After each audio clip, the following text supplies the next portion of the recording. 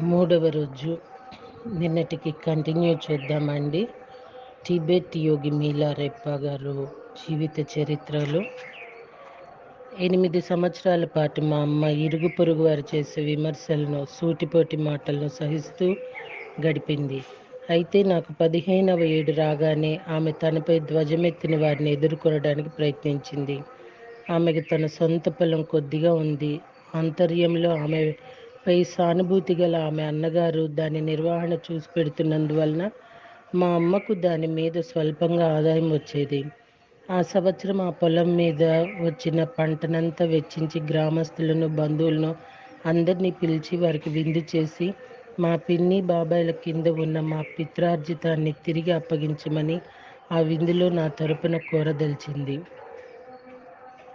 ఆ విందు కోసం నేను, పేట చాలా కృషి చేశాం. ఇల్లు శుభ్రపరచడంలోనూ, వంటకాలు, పానీయాలు తయారు చేయటంలోనూ, పాత్ర సామాగ్రిని బంధువుల నుండి, స్నేహితుల నుండి సేకరించటంలోనూ మా సామర్థ్యాన్నంతా వినియోగించాము. బ్రహ్మాండమైన విందు రోజు రానే వచ్చింది. ఆహుతులంతా సమయానికి చేరుకున్నారు. వారితో మా దుష్టద్వయం కూడా వచ్చారు. ముఖ్య అతిథులుగా మర్యాద పొందారు. వారికి ఇష్టమైన పిండి వంటలు వడ్డించబడ్డాయి. అందరూ భుజించటం పూర్తయ్యాక సమృద్ధిగా అందరి గ్లాసుల్లోకి బీరు ప్రవహిస్తున్న సమయంలో మా అమ్మగారు లేచి అందరి మధ్యకు వచ్చి చేతిలో ఉన్న మా నాన్నగారి మరణ శాసనాన్ని చూపుతూ అందరూ విని అందులోని విషయాలను జ్ఞాపకం చేసుకునేందులకై తన అన్నగారిని బిగ్గరగా చదవమన్నది. తరువాత ఆమె తెలివిగా మా పిన్ని, బాబాయ్ ఇంతకాలం మా ఆస్తిని సక్రమంగా సంరక్షిస్తూ వచ్చినందుకు కృతజ్ఞతలు తెలుపుతూ, నాకు బాధ్యత వహించగల వయసు వస్తున్నది కనుక మా ఆస్తిపాస్తులపై వారికున్న సంరక్షణ బాధ్యత వదిలి నాకు అప్పగించమని కోరుతూ అసలు విషయాన్ని బయటపెట్టింది. ఆ మాటలు వినంగానే మాకు ద్రోహం తలపెట్టిన వారిద్దరి ముఖాలు కోపంతో జేగురించాయి. మామూలుగా ఏ చిన్న విషయంలోనూ ఏకాభిప్రాయం కుదరని వారిద్దరూ ఇప్పుడు మాత్రం ఏకకంఠంతో మా అమ్మ చేసిన ప్రతిపాదనను తిరస్కరిస్తూ, ఆస్తిని మేము కోరటం అవినీతిని అని ఆరోపిస్తూ, ఆస్తిని మాకు అప్పగించటం అసంభవమని కేకలు వేయసాగారు. అసలు పొలాలు, ఇల్లు తరాల బట్టి వారివేనని, మా నాన్నగారు వాటన్నిటినీ తమ వద్ద నుండి అప్పుగా తీసుకున్నారని అసహనంతో వాదించసాగారు.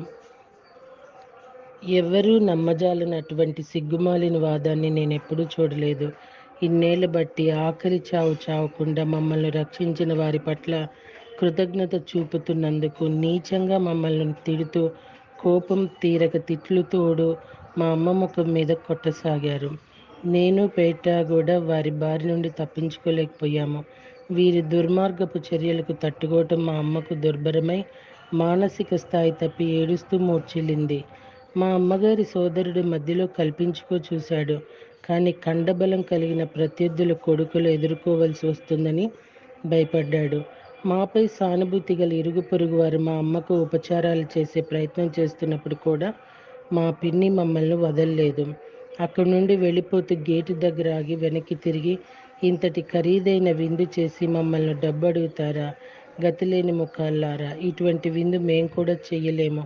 మా దగ్గర నుండి చిల్లి పైసా కూడా దక్కదు. ఏం చేసుకుంటారో చేసుకోండి అంటూ మాకున్న స్నేహితుల మధ్య మమ్మల్ని వదిలి అవకాశవాదులు వెంటరాగా వారిద్దరూ నిష్క్రమించారు.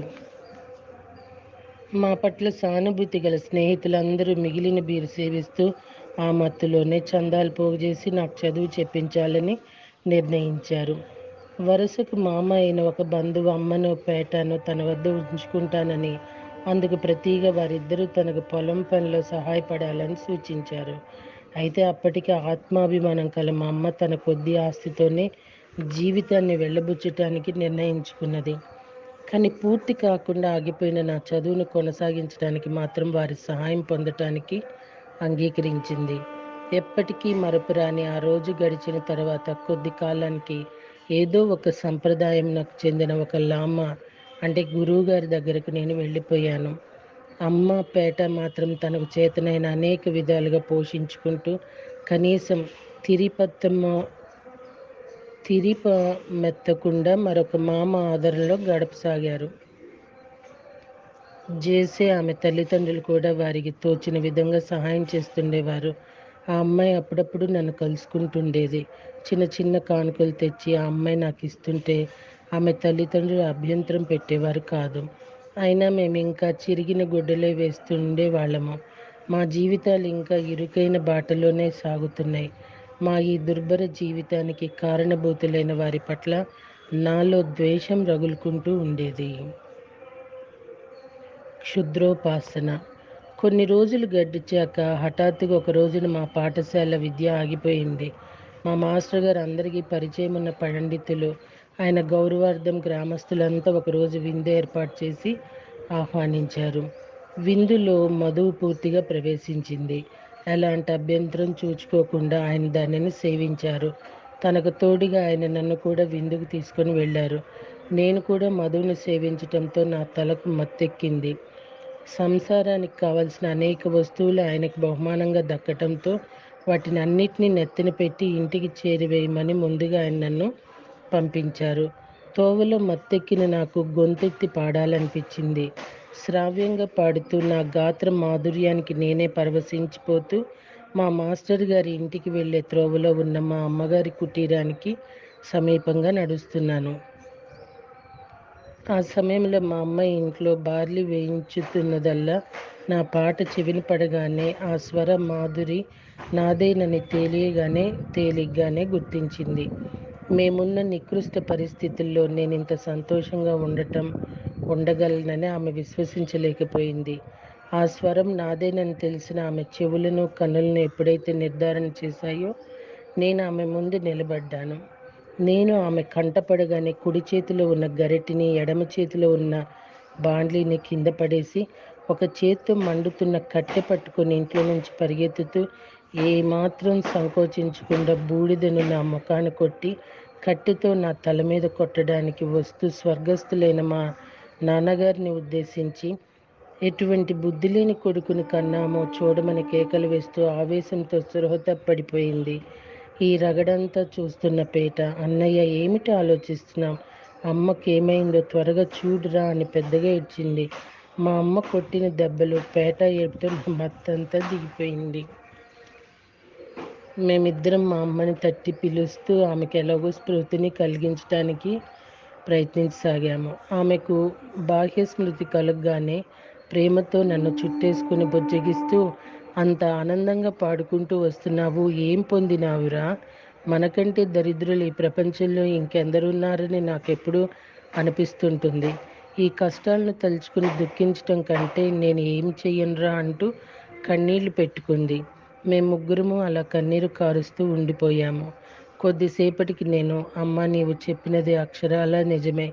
ఈ క్షణం నుండి నీవు ఏమీ బాధపడవద్దు. నీకేం చేయమంటావు అదే చేస్తానని ప్రమాణం చేస్తున్నాను. నన్నేం చేయమంటావు చెప్పమ్మా అన్నాను. అందుకు ఆమె, మన శత్రువులను నువ్వు చావచిత కొట్టి దుమ్ములో వేసి పొర్లాడిస్తుంటే నాకు చూడాలని ఉంది. కానీ నీకది సాధ్యం కాదు. అయితే నీవు క్షుద్ర విద్యలు నేర్చుకొని వస్తే వారిని తేలిగ్గా చంపగలవు. ముఖ్యంగా మన పట్ల హీనాతిహీనంగా ప్రవర్తించిన మీ పిన్నిని, బాబాయిని మన శత్రువుల్లో ఏ ఒక్కరూ బ్రతికి ఉండకుండా సర్వనాశనం చేయగలవు. నీకు చేతనైతే నా కోసం ప్రయత్నించి చూడు అన్నది.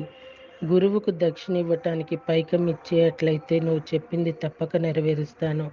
దారి ఖర్చులకు తిండికి కూడా నాకు కొంత ధనం అవసరం అవుతుంది అన్నాను. ఆమె ఆశయానికి ఇదేం పెద్ద అడ్డంకు కాలేదు. తనకున్న పొలంలో సగం విక్రయించి వైడూర్యం పొదిగిన చిన్న ఉంగరాన్ని, తెల్లటి చిన్న గుర్రాన్ని నా కోసం తెచ్చింది. అద్దకం పనులకు పనికి వచ్చే రంగుల సంచులు రెండింటినీ, 2 సంచుల నిండా ముడి పంచదారను సేకరించగలిగింది. త్రోవలో వాటిని అమ్ముకుంటే నా ప్రయాణం సుఖంగా సాగుతుంది.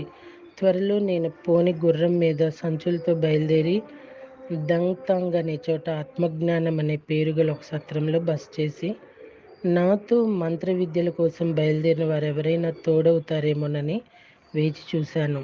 అప్పుడే నాకు 5గురు కుర్రాళ్ళు తోడయ్యారు.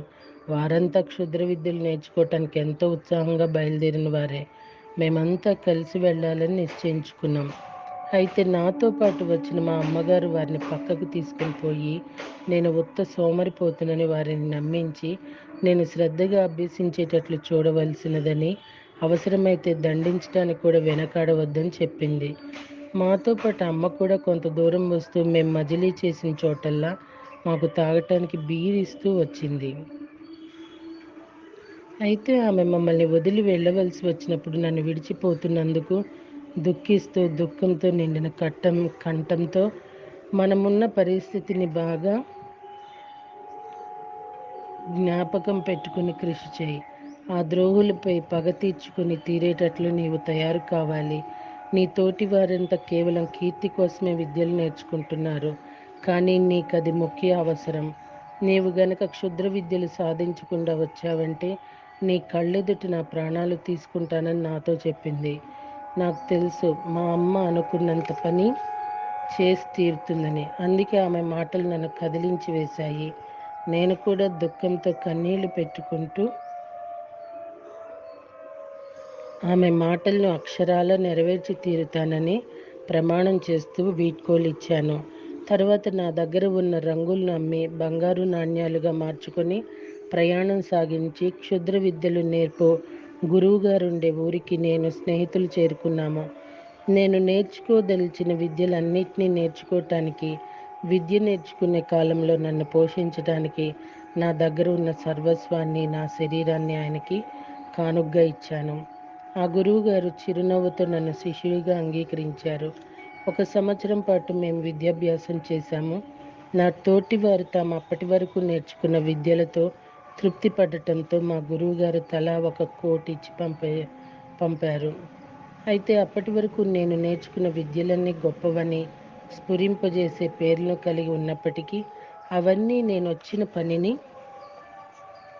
నెరవేర్చగలవని గాని, క్షుద్ర విద్యల్లో నేను కనీసం మొదటి మెట్టునైనా అధిగమించానని గాని నాకనిపించినందున నన్ను పంపించి వేసేటప్పుడు నా గురువు నాకిచ్చిన కోటును చక్కగా మళ్ళీ మడతవేసి ఆయనకు కానుగ్గా సమర్పించుకోవటానికి నా దగ్గరది తప్ప ఇంకేమీ లేదు. కనుక దానినే ఆయనకు సమర్పించి ఇంతకంటే గొప్పదైన విద్య నేర్పవలసిందిగా కోరడానికి మరలా వెనుకకు బయలుదేరాను.